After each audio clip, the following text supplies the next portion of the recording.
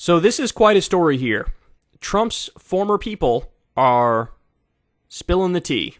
Is that the phrase? Is that the saying? I don't know. I'm old as hell. I don't know what the cool kids are saying. Spilling the tea? Spilling the beans? Beans? That's a weird thing to say. Anyway, scoop. Esper says Trump wanted to shoot protesters. Former Defense Secretary Mark Esper charges in a memoir out May 10th that former President Trump said when demonstrators were filling the streets around the White House following the death of George Floyd, quote, "Can you just shoot them? Just shoot them in the legs or something."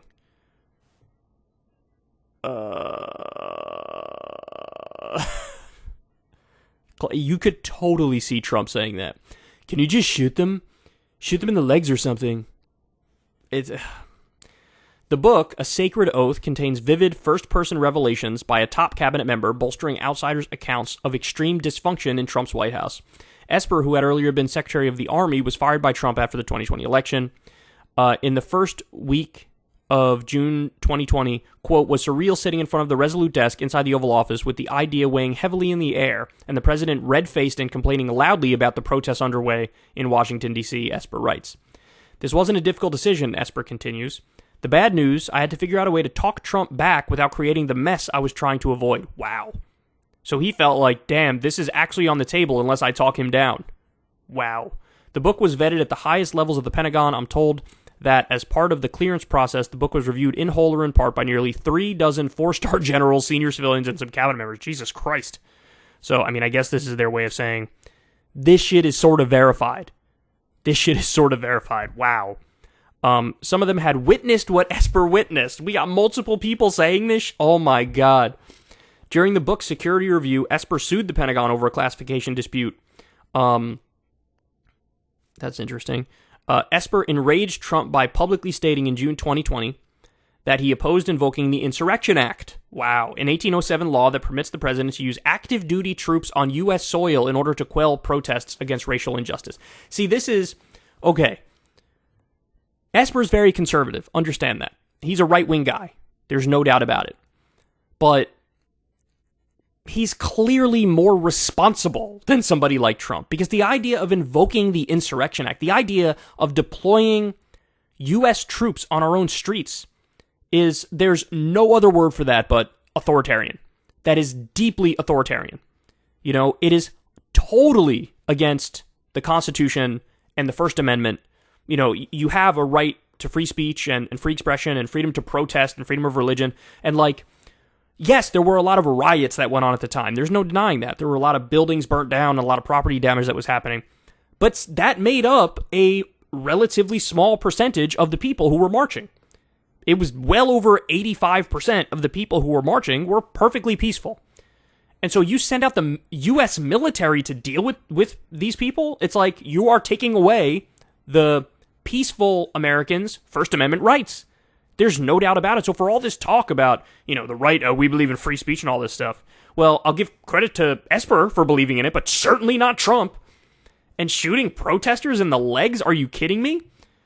You know, this idea, like, what are they going to do? They're only going to pick out the exact people at the exact time that they're doing some sort of property damage, and they're going to shoot them in the leg as they're doing it. Nonsense. It's like, this is psycho stuff we're talking about here, man. This is deeply authoritarian, I would argue deeply un-American, and apparently Mark Esper knew that. He knew it, he understood it, and he was like, God, how do I talk Trump down from this?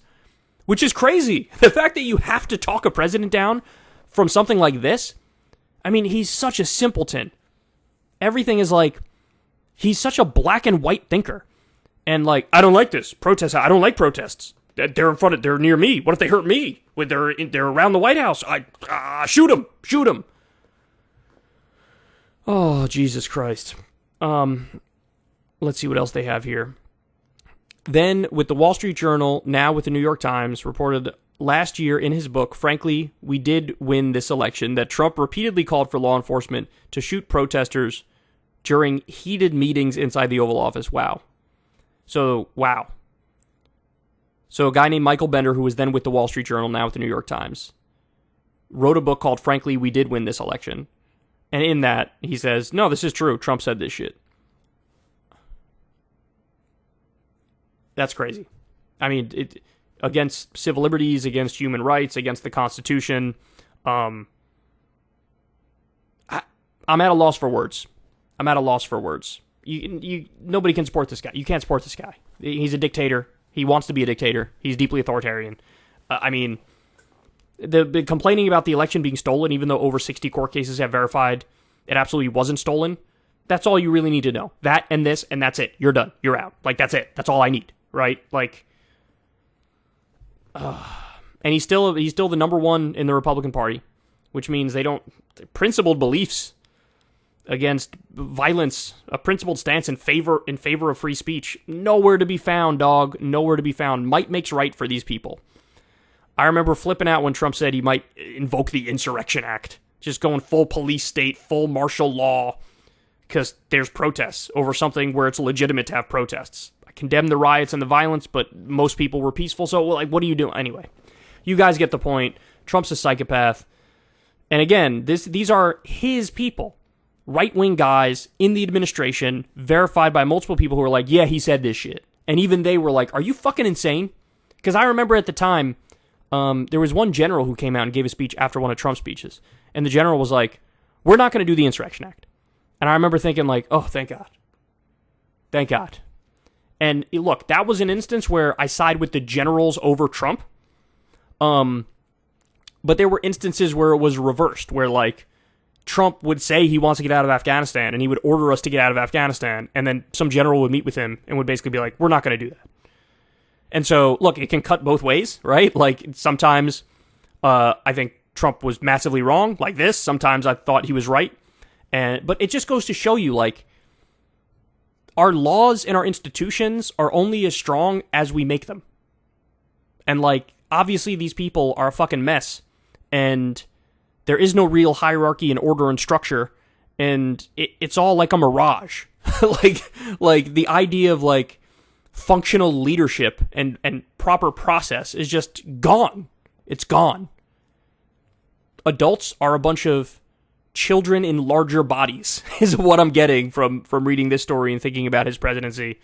And wild story, man. Wild. Ever since Adpocalypse, when YouTube defunded all independent news and politics overnight, we haven't trusted them. We know they can pull the rug out from underneath us at any time. If you enjoy this content, please consider tipping $1 or $2 per month on the Secular Talk Patreon. Link in the video description box below. Thanks for your support.